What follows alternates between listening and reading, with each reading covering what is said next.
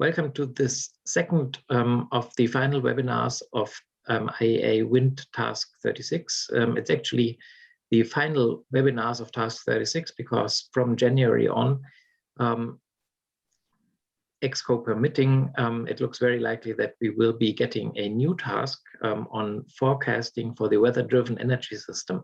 If you missed yesterday's webinar, I've put the link to it, the YouTube link in the chat. If you didn't get that, maybe I'll post it later on as well. If that doesn't work, search on YouTube for IEA Wind Forecasting. That's the channel where it is. With that, we'll be,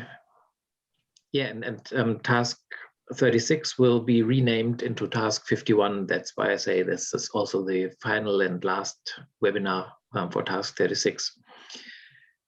So yesterday we had a general overview of task 36 and the results of the last phase, so the last 3 years, plus an outlook into what the new task is going to be, and a description of the recommended practice for renewable energy forecast selection.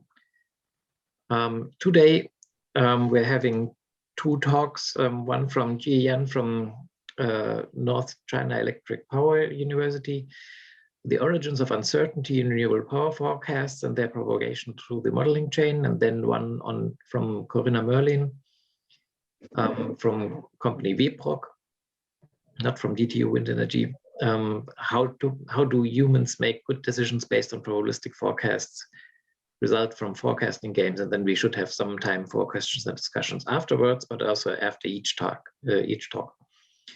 My name is Gregor Giebel. I'm the head of section for grid integration and energy systems at DTU Wind Energy.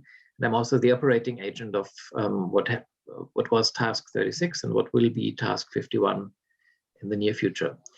So with those preliminaries out of the way, I give the virtual floor to Jie Yan from North China Electric Power University. Okay, thank you. Thank you, Gregor. And we'll share my screen first, and I have to say sorry if you, can you see my screen?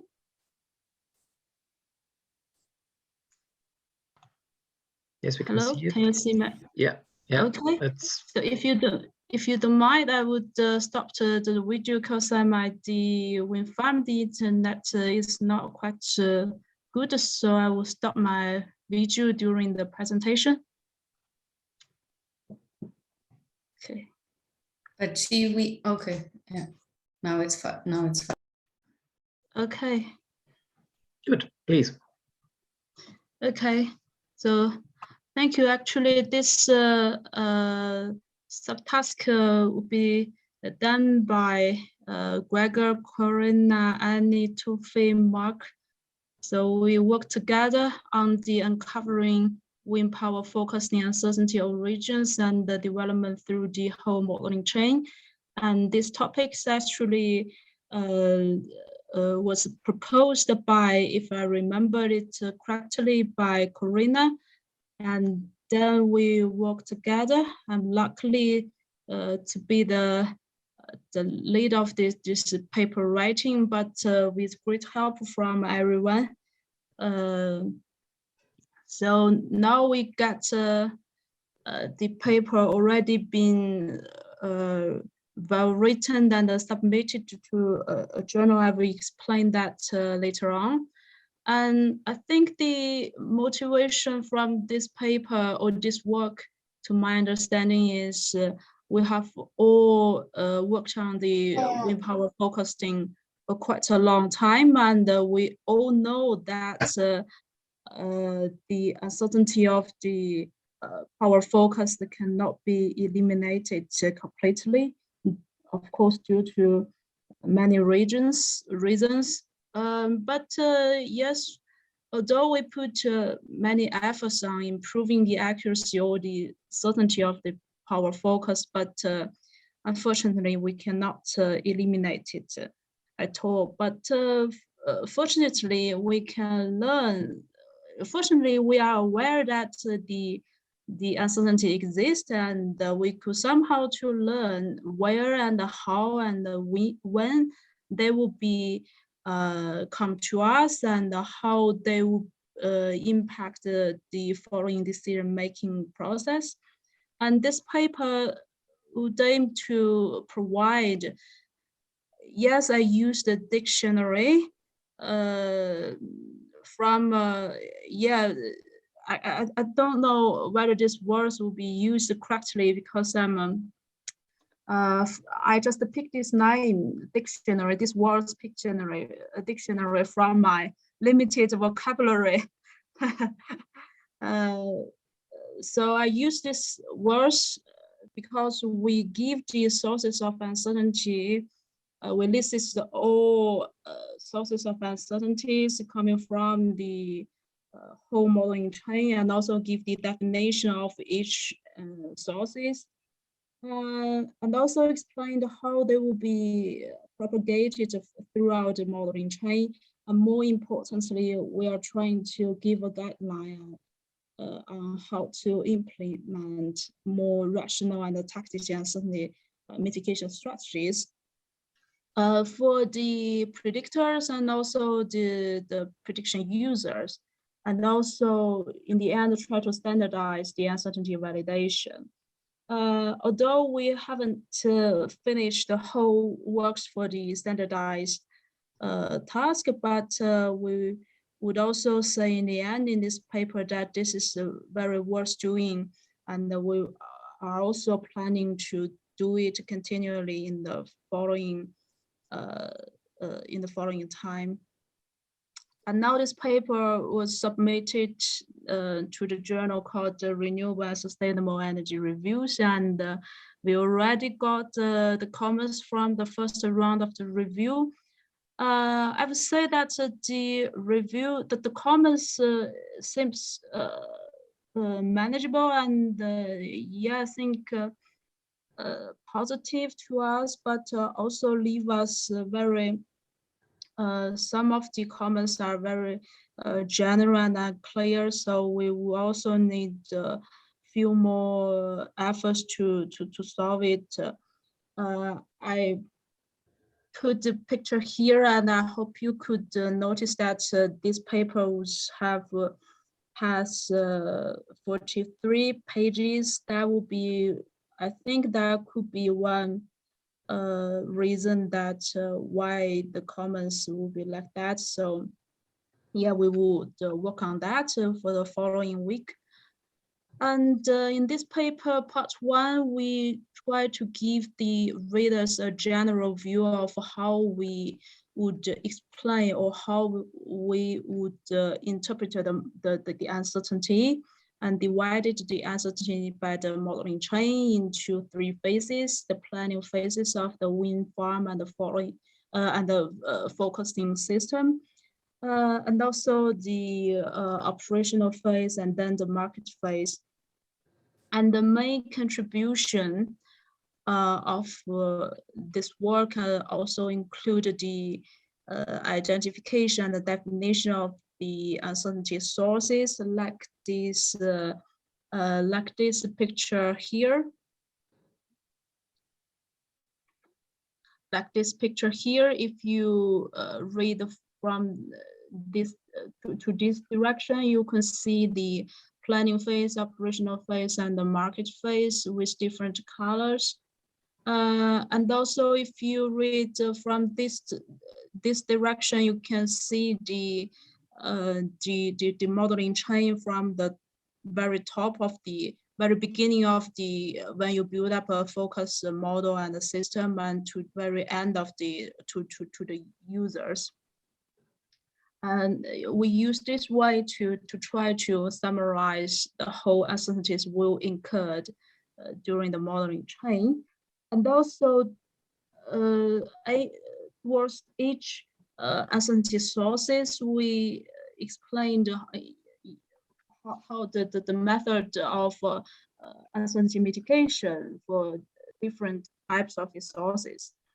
And then in the end, we give a preliminary analysis and explanation or a cause for the uncertainty validation. And then in the part 2, we explained the uncertainty sources into the details. Like the first one, we explained 5 types of the sources. The first one is about the data, like the data quality and the data availability. And the quality can involve the measurement or instrumental uncertainties. That will be especially particularly important when you talk about the minute or second scale focused, because you are using the LiDAR system and more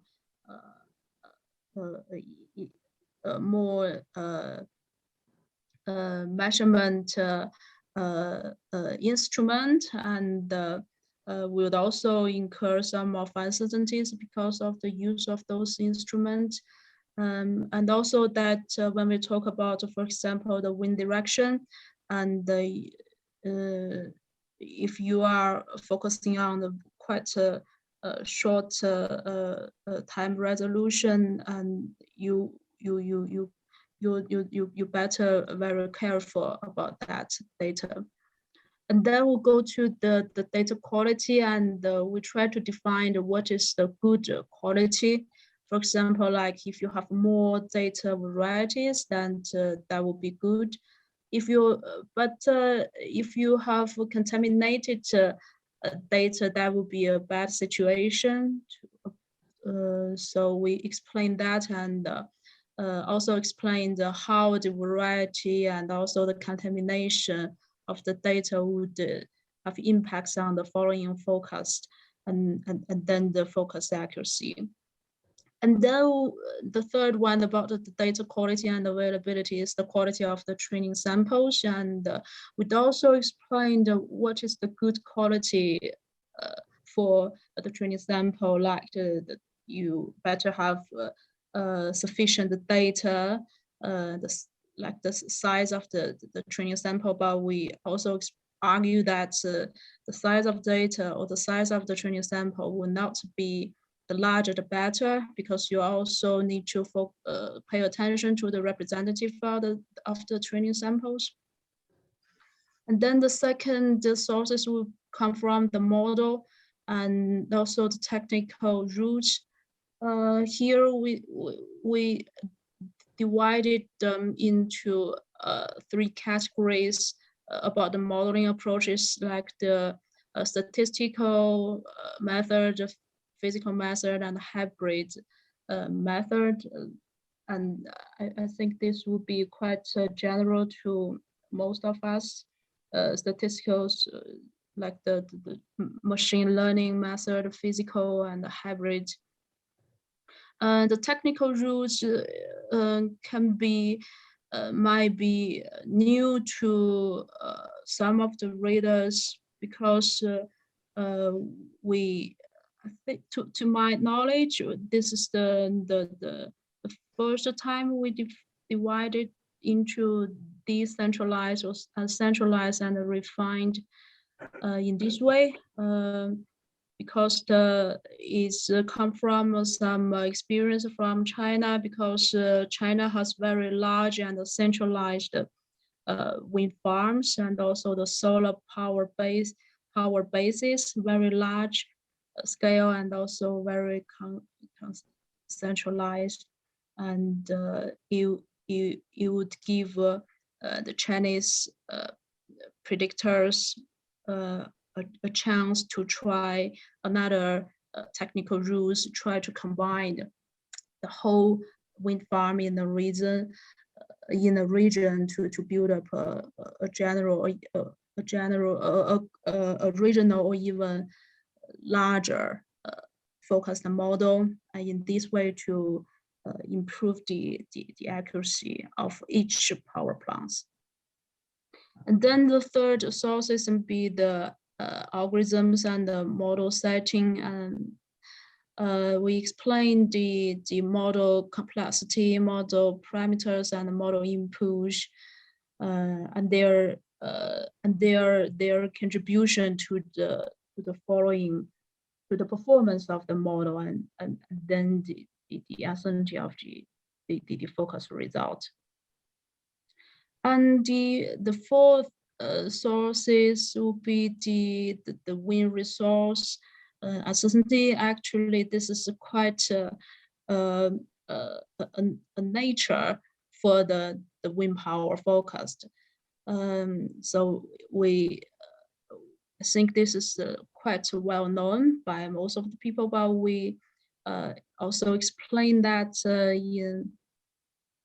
into the in a technical way to say why the wind resource will have the uncertainties and how they will impact the following model accuracy. And then the last source of the uncertainty will come from the wind to power process. Means that if you have the 100% accurate wind prediction, but you would also have the errors when you transfer the wind prediction data to the power prediction data, because our power curve for the conversion of the wind to power is quite uncertain because of the rotor initial and control offset, or the turbine availability, or the turbine performance variation. We also give the example in this paper to explain why to visualize how the wind availability and the performance variation would impact the wind to power process, and how large the uncertainty can be. Like this picture show that you could see for every wind turbine you will have quite different power curve, and for some of them are quite wide, some of them are very thin, and you will have very large amount of the outliers for some reasons, because the curtailment or some degradation of the turbine performance. You need to pay attention to that when you do the forecast. And part 3, from the part 3, we explained the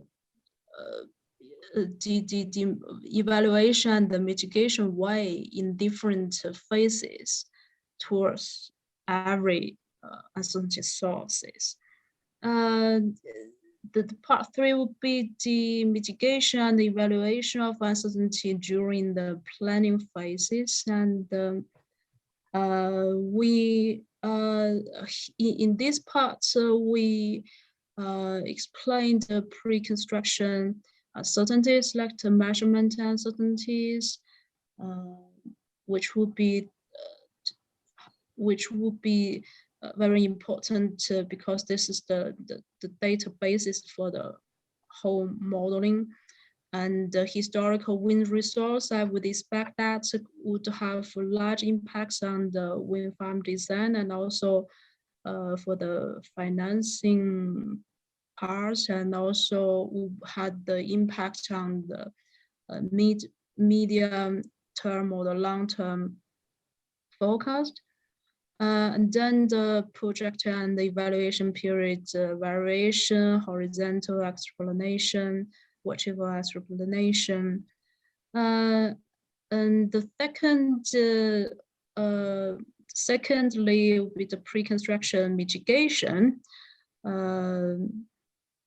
using the observational uncertainty reduction via the example forecast to handle the uncertainties by using more information to by this way to mitigate its impact. And then we also distinguish the difference from the risk and the uncertainty, the bankable resource data. In part 4 would be the evaluation and mitigation of uncertainty in the operational phase. I think that would be for large for many or most of uncertainty sources. Uncertainties would come from the operational phases. And the way of trying to mitigate it includes these 4 parts. The first one, to use increased information. We use the information because it is not only to use more data, or but also includes use more features during your modeling. For example, you can simply manually generate the features like the wind speed square, something like that, or you could also use some algorithms, some feature engineering algorithms to generate more features to try to improve the performance of your model. And secondly, would be the NWP uncertainties.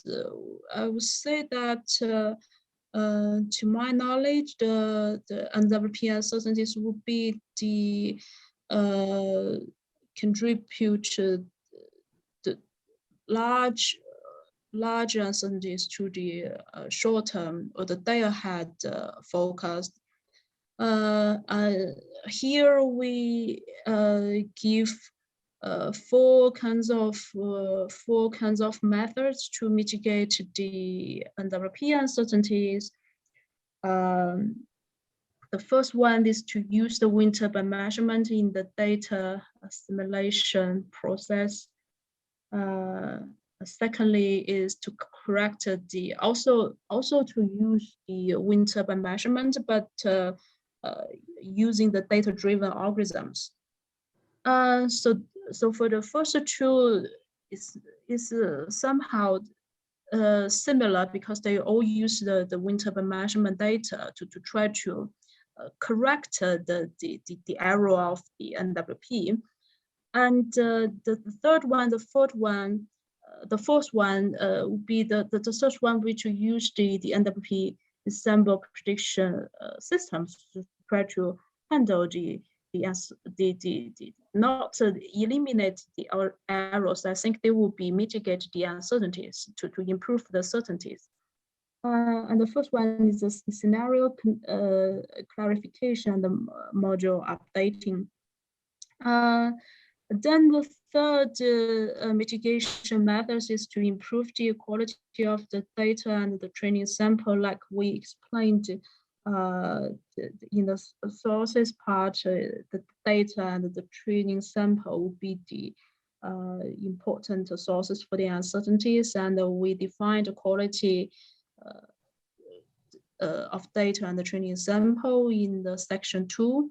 And here we would give the mitigation ways towards this that's according to this definition. And then in the end, they improve the turbine models and the power conversion. And here in the, sorry, I maybe go back to the uncertainty. I forgot these 2 figures, which I hope to explain briefly about the NWP uncertainty. Here, this picture, you see the green curves. The green lines will be is the measurement of the wind speed from different wind turbines in the wind farm, and this brown color line is the NWP data for every wind turbine. You could see that they are the trend of the changes of the NWP is quite similar to each other. but actually in reality, the measurement of the wind speed is quite another thing. And this also reflected to this figure is the correlation of different wind farms. Oh, sorry, that could be the data from different wind farms in the region. You could see this is the raw original NWP data. You could see the correlation of different from different wind farms is quite similar to each other, and this is the actual correlation of the measurement wind farm. You could see they are actually quite different from each other, the correlation. And if you are using the general data-driven method to correct the wind farm NWP data independently, each wind farm by each wind farm, you could see that you can somehow improve the accuracy. And yeah, you could see the difference from this one and this one. The accuracy is better than the original wind NWP, but it also quite different from the real situation. But if you combine the whole wind farm together into one model, you can see you correct it, and you can restore the real correlation of the NWP, the measurement of wind speed. So I hope to use this way to show that how the error will be for the NWP data, and also explain that if you have a centralized wind farms, I would suggest you to try this centralized technical route, and to correct your NWP data, and to predict the power for each wind turbine, which wind farm, and you might have better accuracy for each wind farm. And also that here is some examples for the improvement of the data quality and the training samples. And here you can see in these two pictures, the wind turbine, the scatters of the wind speed and power data is quite messy, and we try to if you have this type of data, you better to improve your data quality by padding and restoring the missing and abnormal data. But you better be careful. You don't really need to clean it perfectly, because it might also make your accuracy worse, because you clean the data too hard, and it make it too clean and different from the real performance of the wind turbine. And also you need to pay attention to the data availability especially in the real-time environment, particularly for the ultra short term. So they will be very bad to your ultra short term forecast. And then in the end, the sample selection to improve the samples of the representativeness of the training samples.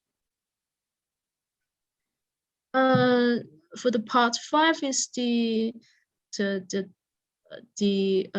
evaluation, the mitigation. Why in the market phase, actually, I'm not very familiar with this field, but yeah, I learned a lot from this work.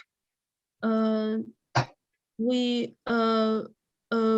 listed, we reviewed four kinds of mitigation methods in the market phase. The first one is about the transparency related to uncertainties. The second would be the uncertainty from the political decisions on the capacity and the infrastructures, including uncertainty in the high wind penetration area, uncertainty from the commercialized balancing of wind power, and also the balancing wire interconnection. And the third one would be the uncertainty from the future application of the storage and the flexible demand, and also the pricing forecast. So for those factors, they won't induce the uncertainty directly, but they would incur the uncertainty indirectly to our forecast. So that would be also, they will also need required more attention when you are looking at the market for a market where using the forecast as input. And another information, another trend we can see now is people trying to generate some privacy protection based focused algorithms. We'll hope this can reduce the uncertainties coming from the transparency problem. Yes, if I understand or explain something wrong for this part or any part, I apologize. The ones that I left my other, like Corinna, Gregor, Tofi, leave them to help me to further explain or correct me. For the section 6 will be the advanced prediction method to mitigate the uncertainty. The first one is very straightforward, is the AI algorithms, but I would say that this is a quite fast updated field. We might already be outdated when we submit the data, the paper. So we try to, we try to explain or try to suggest some promising AI algorithms, including the shallow machine learning algorithms, but also the deep learning algorithms, including the meta learning or some other new machine learning algorithms. And this is very algorithms. And the other 5 methods is include the ramping forecast, uncertainty quantification in the cutout wind speed, high speed shutdown, and quantification requirements for reserve forecast, and the assessment of uncertainty in the dynamic modeling of turbines, and the trade-offs between improvements and efforts need to be implemented operationally. I would say that yeah, we need more advanced approaches, or we could say that we new advanced prediction products for our market, for our system operators. Ramp forecast can be a good example. In this part, we explained we summarize the characteristics that could generate uncertainty and large variation in wind speed that lead to the wind power ramping, including the meteorological factors and the non-meteorological factors like the terrain or something like that, and also the AI algorithms and the order models. And then we go into deeply into the ramp about the definition of ramp focus, which is actually have quite a lot of definition for the ramp focus, but all the authors for the previous papers admit that there is a different definition focus on each focus on limited definition. They can't cover the whole characteristic of the ramps. So here means that we might call for different products for our market. And then for different definition, different methods, we also need to quantify the uncertainty of the ramp focus and mitigate it, especially for some critical ramps. Then the quantification in the cutoff wind speed and the high speed shutdowns, I think I realized this can be a problem when I work on this paper. This is a good lesson I learned from this work, because we don't see it quite often for in China, especially for the north part of the China. That can be because that for the winter we can have such high speed situation, but unfortunately during that time for most of the part of the northern China, we have to curtail the generation from the wind power plant because of its winter, and we have to leave more capacity for the thermal power for the heating systems. So we can't see it quite often for my experience, but I also realized that we can see it more and more in China because we have more and more offshore wind for the coastal area to the east of the China, and that can is southern east part of the China, that can be quite often, and they give even larger impacts to the system in those areas, especially for China, because it's to the east and is the load center, and for the larger of the adjacent of the generator is not located over there, so leave even more challenges and risk to the systems.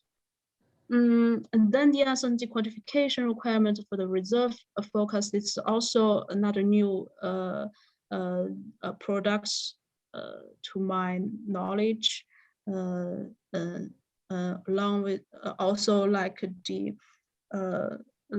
inertial focus. They are all new products. And then the assessment of uncertainty in the dynamic modeling of turbines.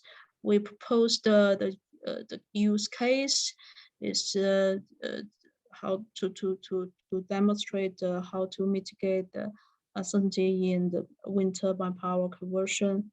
And then in the end, the trade-offs between improvement and the effort needed to implement operationally, which is quite important. And then in the end is the uncertainty and the validation.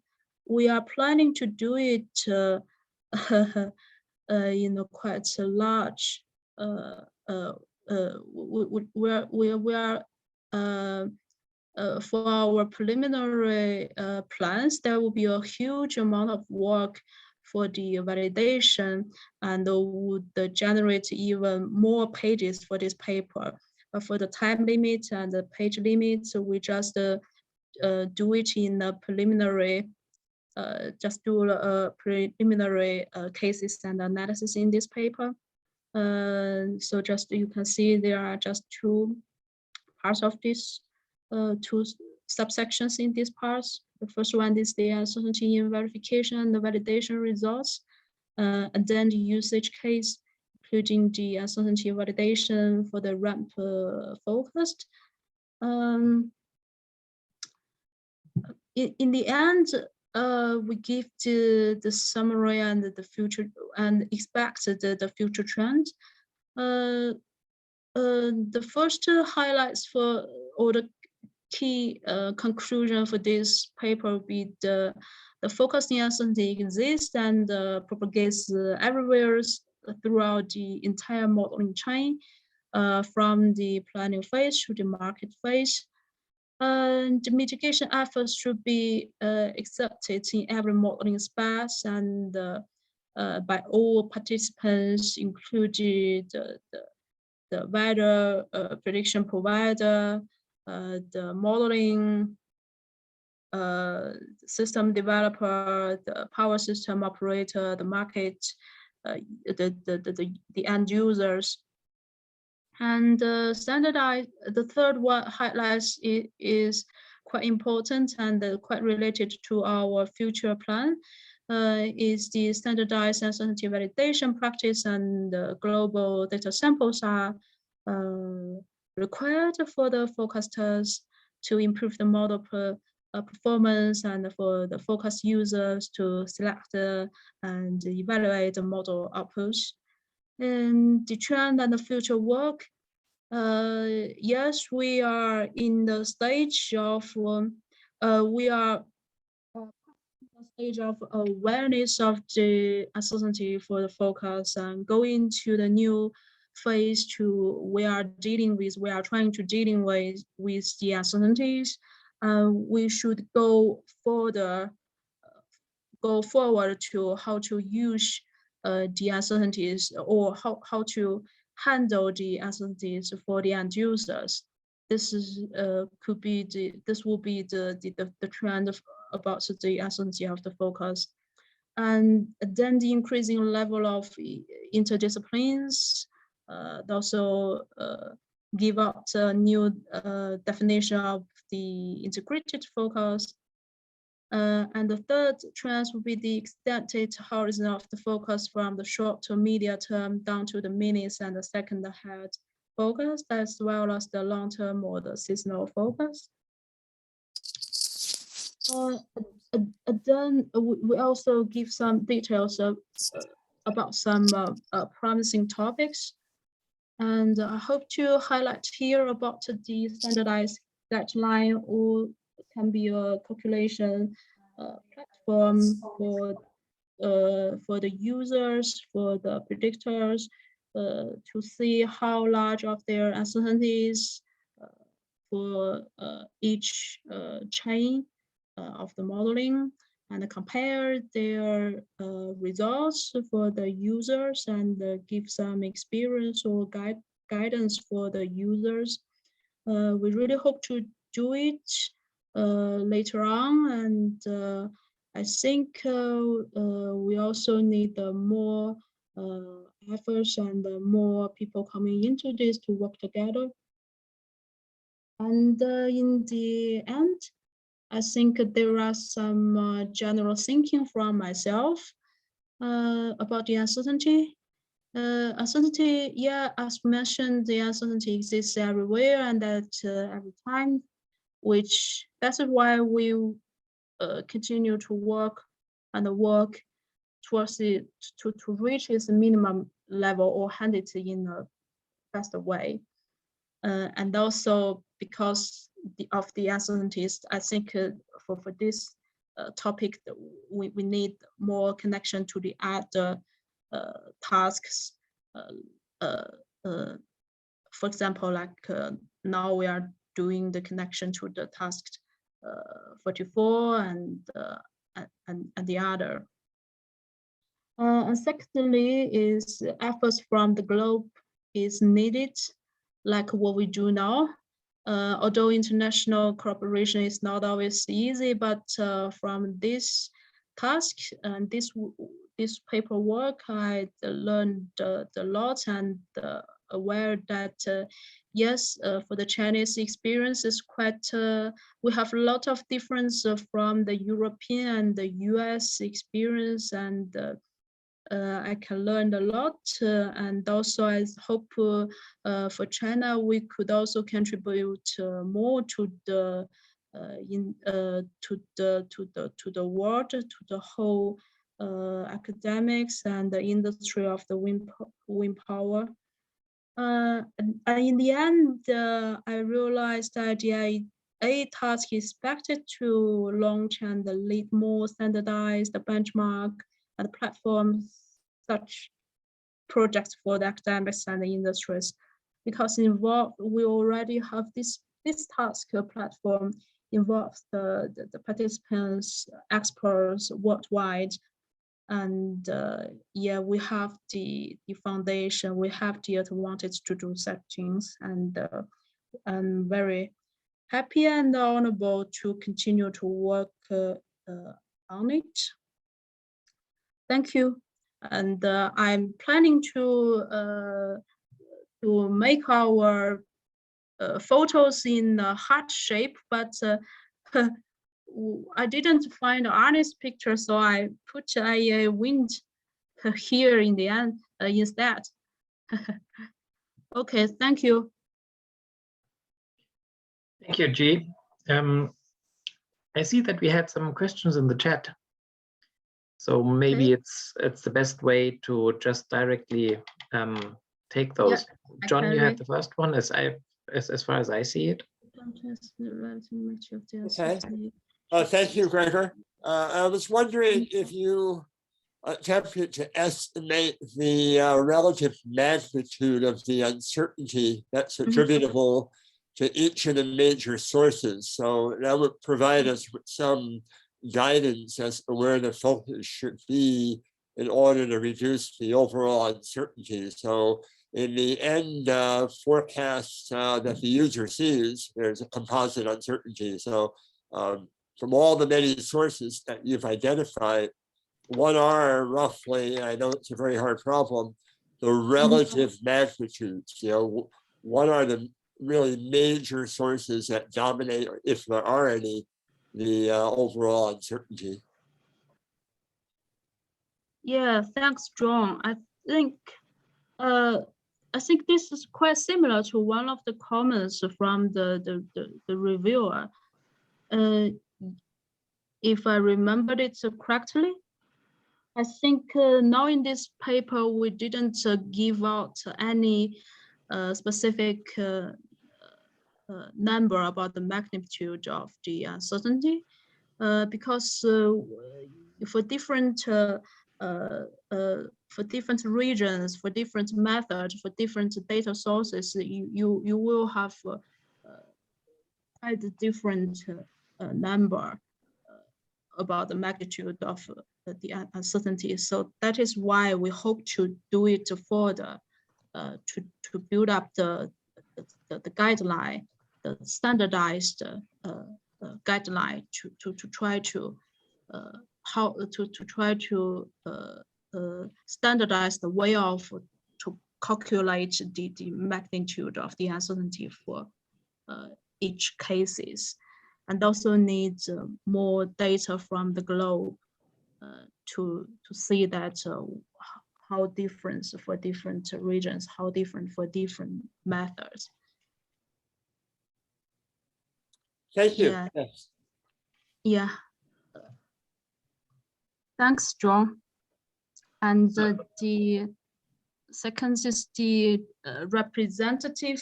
Yes, we didn't give the clear criteria about how to calculate a representative, but to my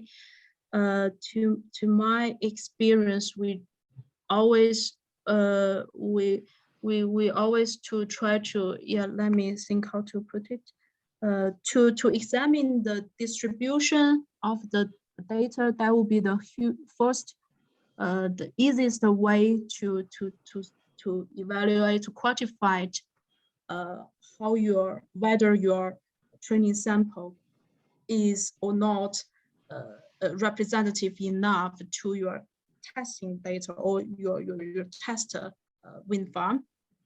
This is one simple way to doing that. The other way is that will be more to use some like the transfer learning, the meta learning something, you can use the model to quantify whether they are the feature of your data samples are similar to each other. For example, like maybe I can show you by this figure. If I put it in, yes. Okay, I see. I'm sorry, there are Chinese character here. This is a wind speed, and this is the statistical characteristic, statistic of the training sample, or you could interpret it as the target sample, the target it is the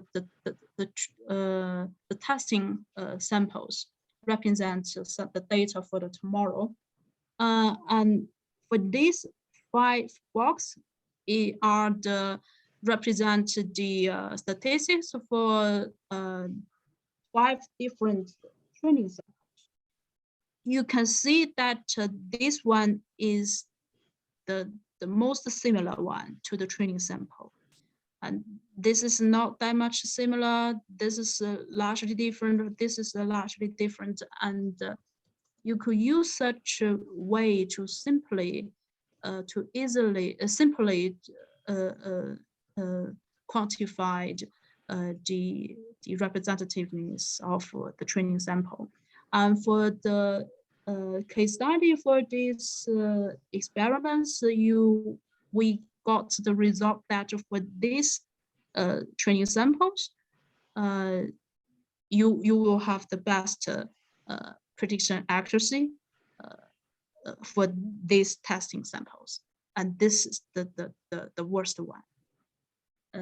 Am I clear to your question? Oh yes, it does. Thanks for your answer. Thank you. And thank you. And this because NCEPU forms the basis of so many error substitution problem. Yes, besides improve you, what else can should first do to improve the focuses of the feature scenarios selection? Maybe yes, we mentioned that. Hopefully, some models perform better under different yes, or error curves for individual can be derived.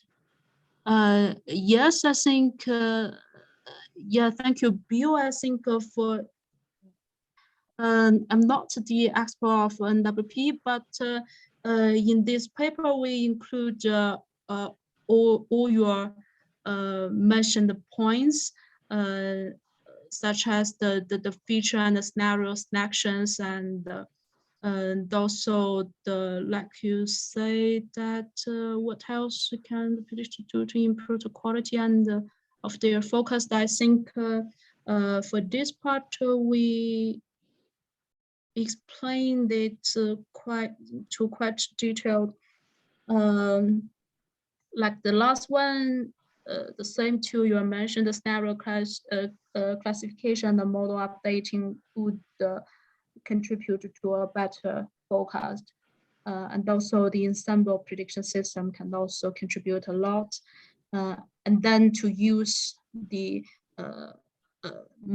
more measurement data, not only in the data assimilation, but also you could then use this to mapping the relationship between the measurement wind speed to the original NWP. That would also increase your focused performance, and that is the ways we found that could serve for a better focused. If I, yeah, I hope I can respond to your effectively.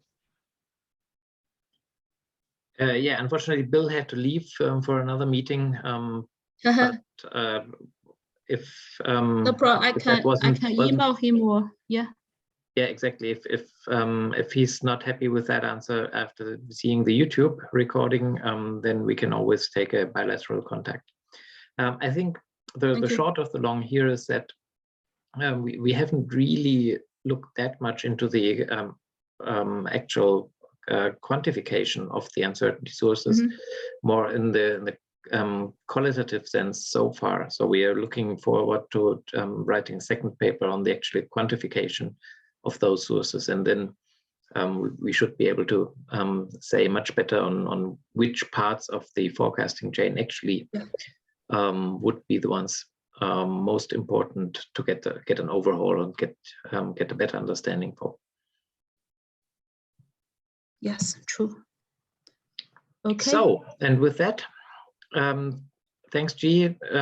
Thanks a lot for this in-depth talk. And then we come to a only little related topic, which is how to actually make the best use of the forecasts. And that our answer has been for many, many years to use probabilistic forecasts. But I think I let Corinna talk directly what the motivation was over the years and how we're addressing that now. Thanks, Gregor. I first should, sorry, show my screen.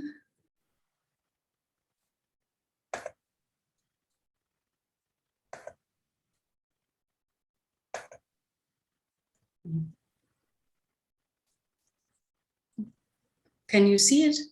Yep. Okay. Here, no, it should be. Okay, nice. So yes, thank you. So I'll jump directly into it because we don't have too much time. So the topic here is on how do humans decide under wind power forecast uncertainty. And this is just a part of work package 3, and I'll go further on. The topic was review and best practice on how to measure, quantify the value of probabilistic forecasting. And we did this in collaboration with the Max Planck Institute for Human Development in Berlin, that was funded through the Vexicom project at the Hans Oertel Center for Weather Research. And they are in this project looking into how to communicate probabilistic impact forecasts. And the impact forecasts, as I'm going into this in a moment, it's about going away from just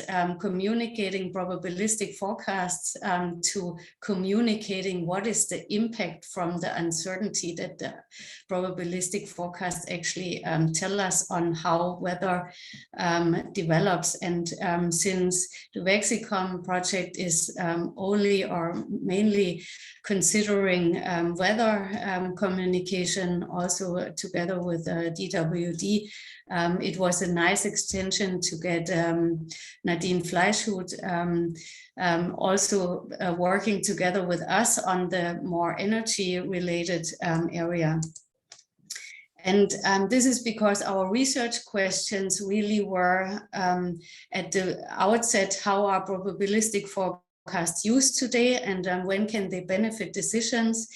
And how do probabilistic forecasts allow better learning, or do they allow better learning from if we get feedback? So the initiative that we started by making games or experiments is really to see, is there a benefit of learning by doing, or learning from feedback, as the psychologists call it,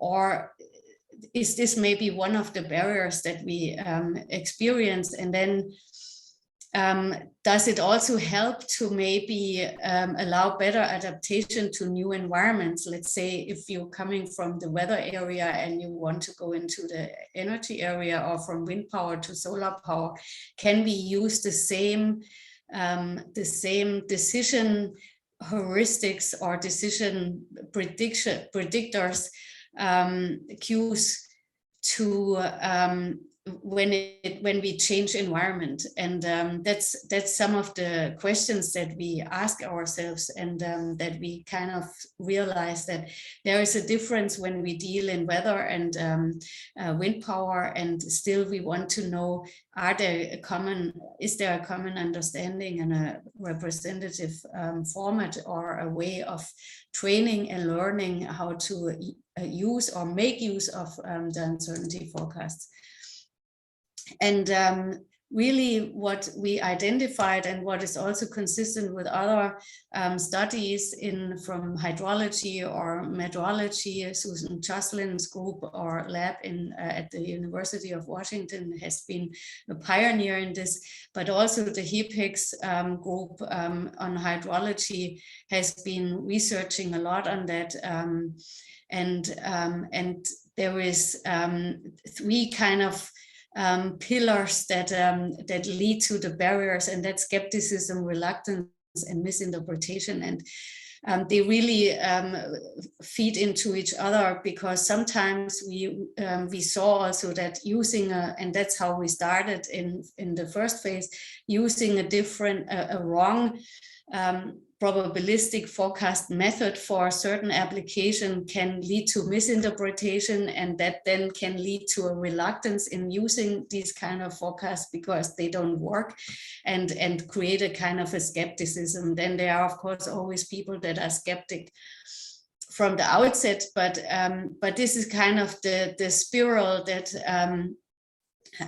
where it all starts. And so we wanted to design and structures and tools where we with kind of experiments and games, where we can see that or learn whether decision from experience is not better than decision from just describing. And that means that if I can train and learn in an environment that is more relaxed, because it's not a real decision that I have to make, but I learn the principles of dealing with extremes in more simplistic ways by doing something and learning the concepts of it.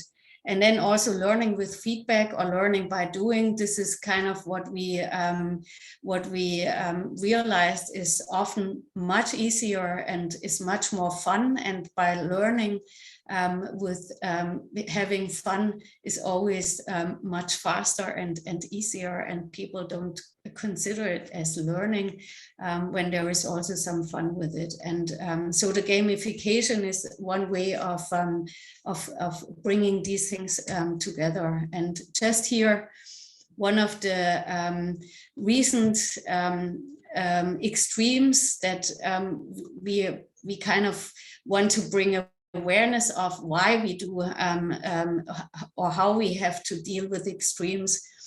And that was last week in a storm over Ireland and the UK, and it hit Ireland pretty hard. Ireland is running the grid today when there is enough wind, up to 70% with wind.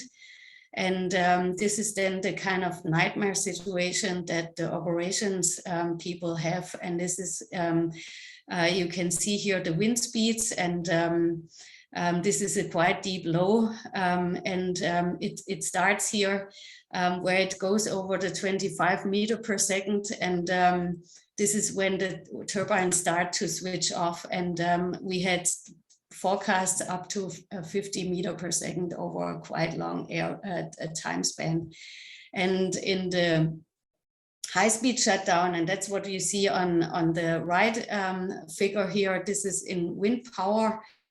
The blue area is then where the wind turbines switch off, and we can see that that blue area moves along.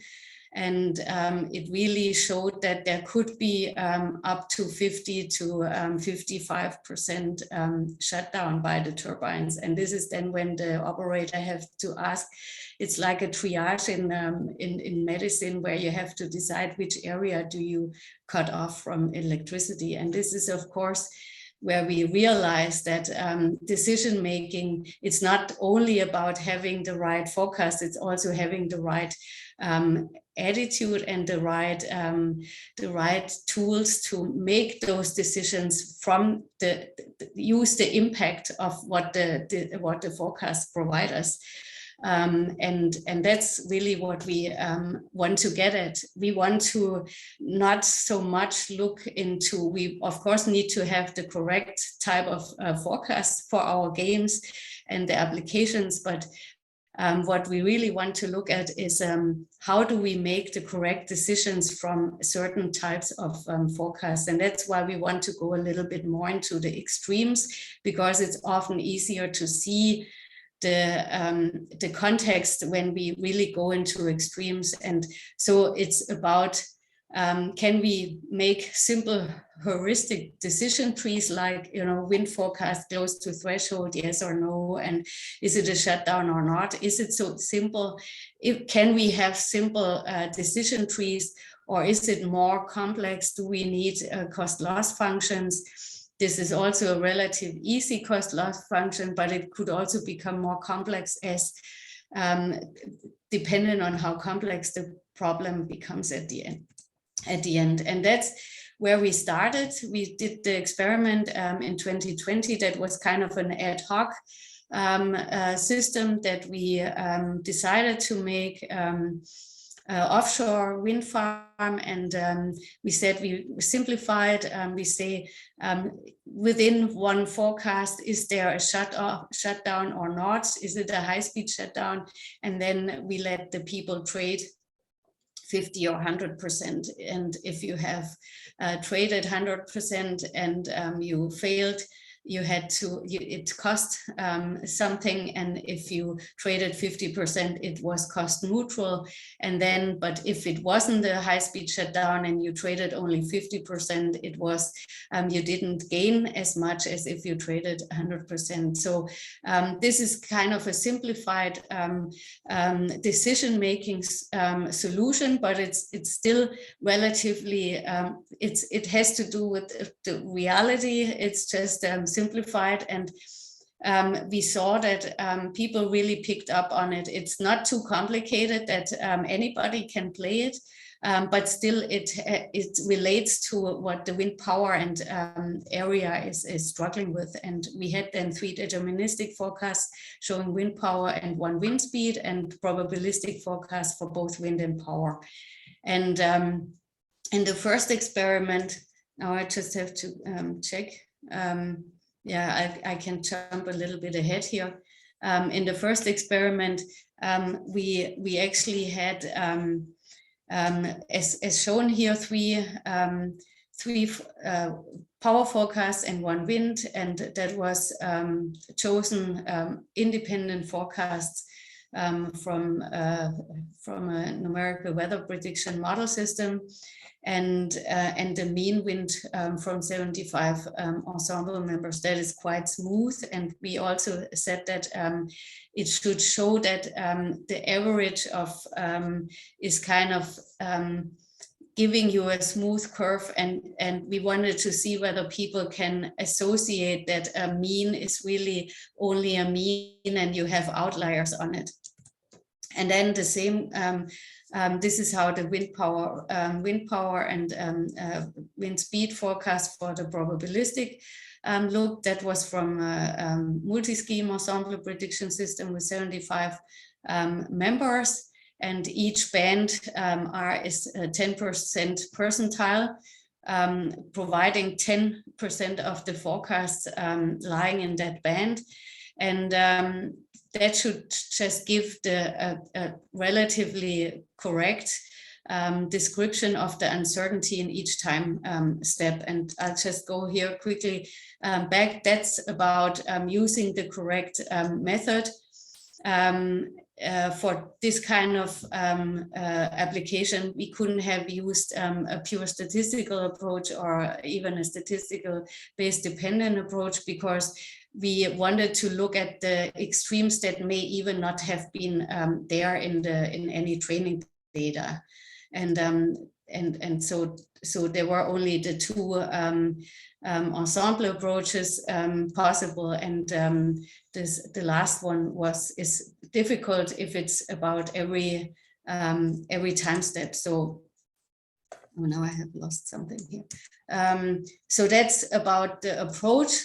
And this is how I explained. This was the cost function. And I won't go too much into detail with this. This can all be read on the pages that we have public, and the links are going to be posted and are available on the web page under, what is it, forecasting games in work package 3. So you can follow that. And so the first experiment was designed in such a way that people had to take a decision from the deterministic forecast, and then they were able to correct the decision when they saw the probabilistic forecast. And the second experiment that we did was the same settings, but we used a wind farm in complex terrain with a high variability and a little bit similar high wind speeds.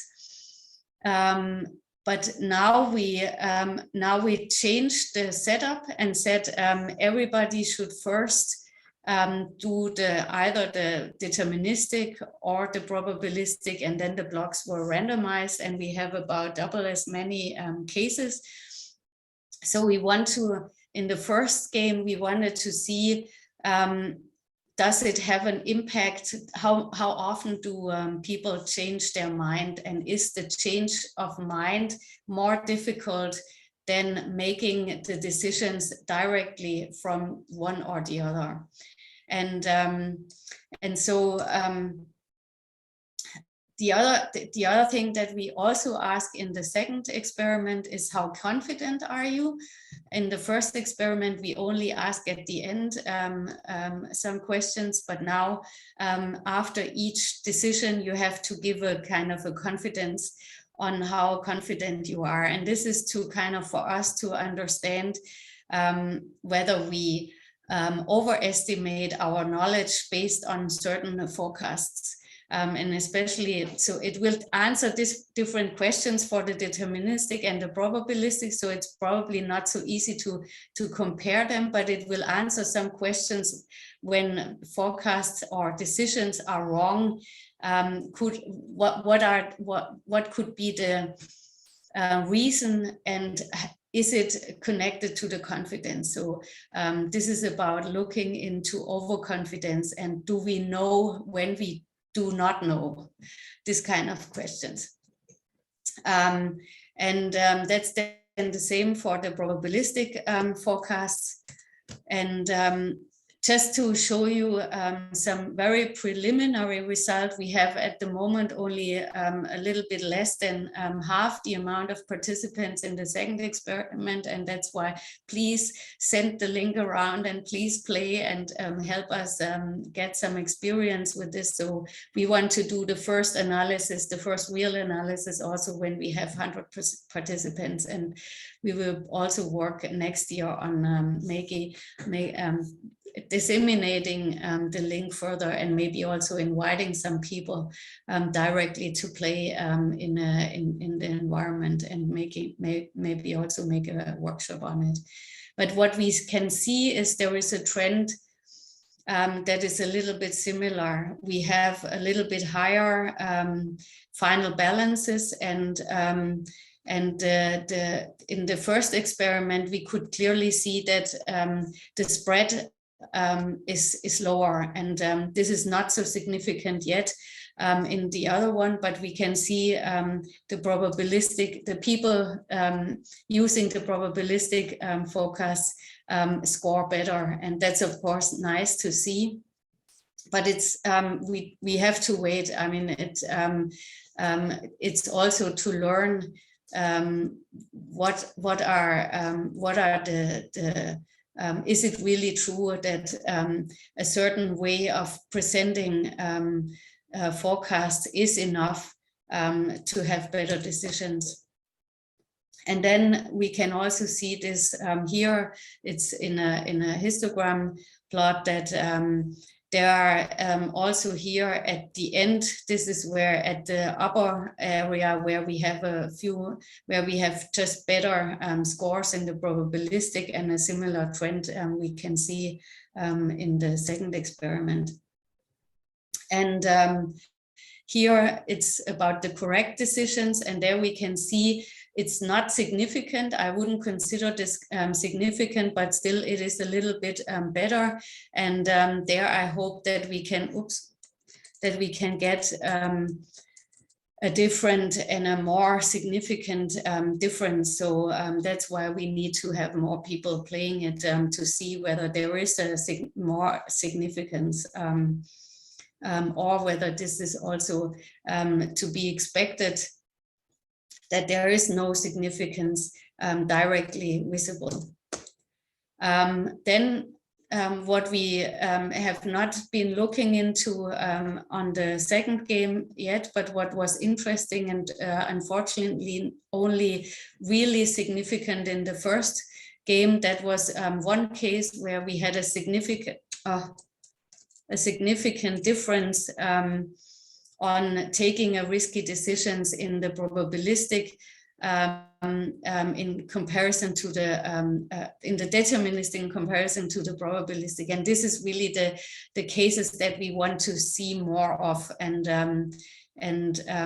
evaluate a little bit more whether this has to do is this always like that, or if you get a similar situation in your next decision, will you react in the same way or not?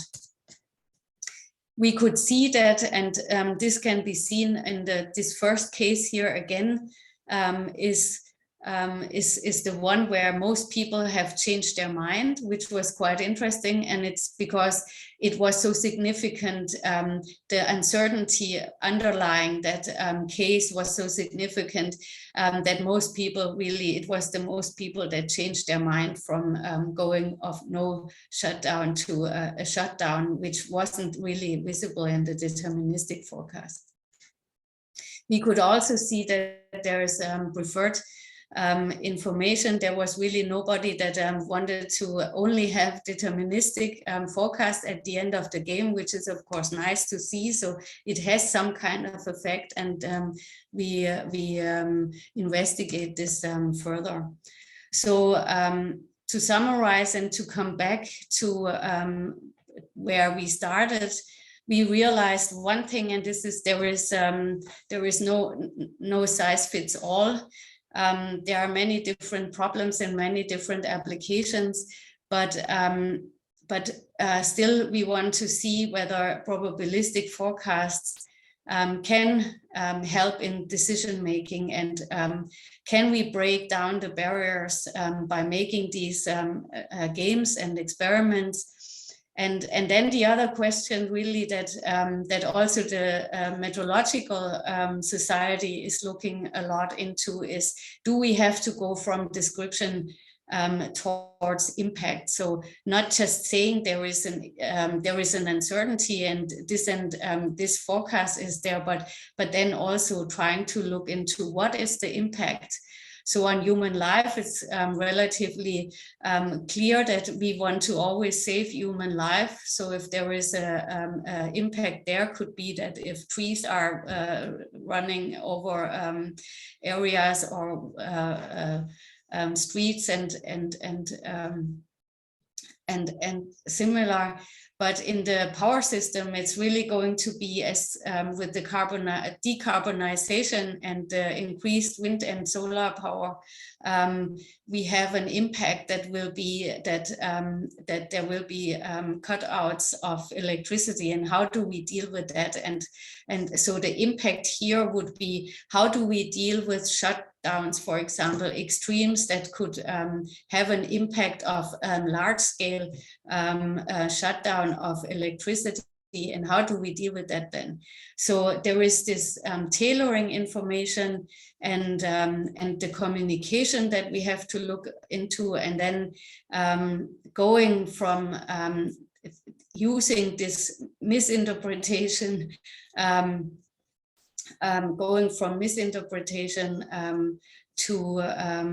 to the skepticism and reluctance, can we bring these barriers down by defining how to decide and how we should decide, and help people by training and learning the concepts of decision making from these kind of uncertainty forecasts.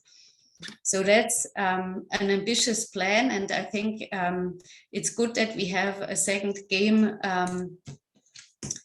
running, because it will answer a few more questions and bring us a little step ahead. And I hope that we get a bit more support in the coming weeks, when people maybe also have time around Christmas to do this in a quiet moment, because it's really fun, and you will be surprised about the outcomes of some of these tasks. So with that, I want to end, and I guess we can, you'll find that link also on the webpage, and maybe Gregor can send that around one more time. So thank you.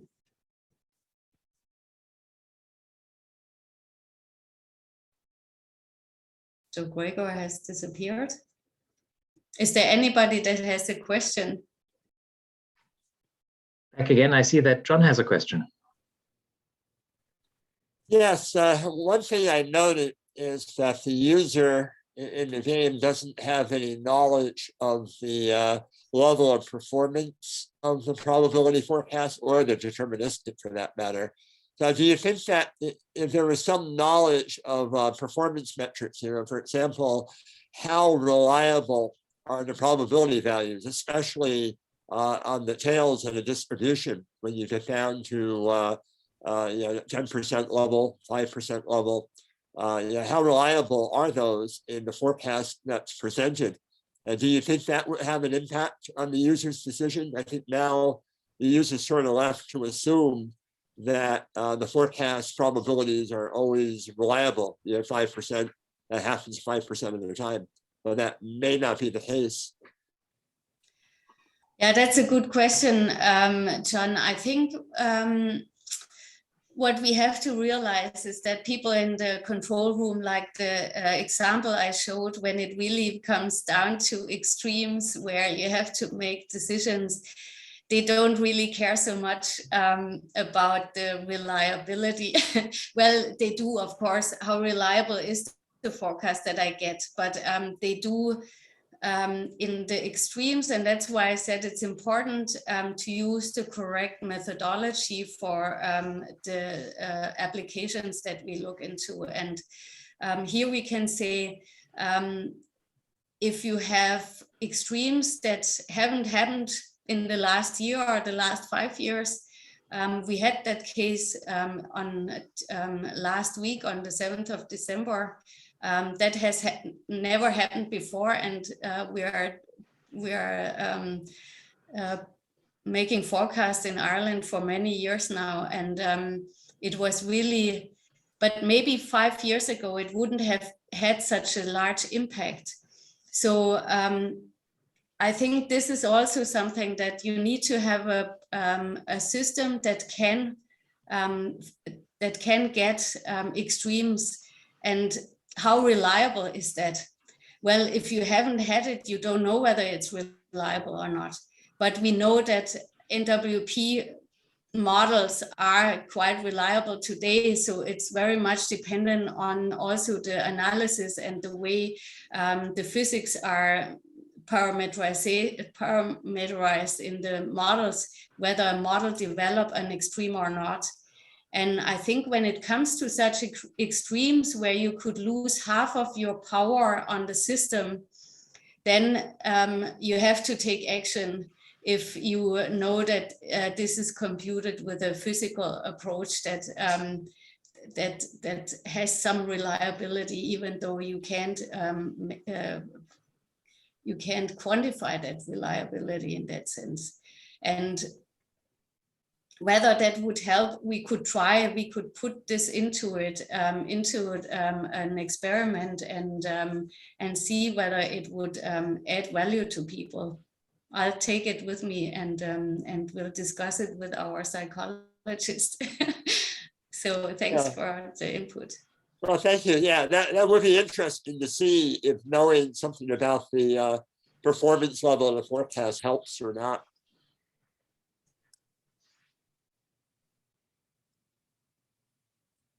Good. Any more questions?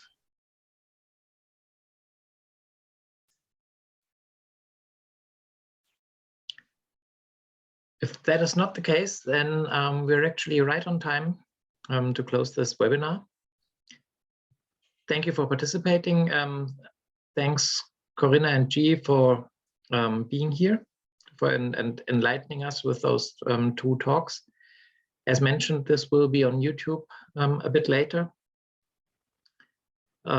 maybe even already this evening, so in a few hours. And with that, thanks for a fruitful collaboration in task 36.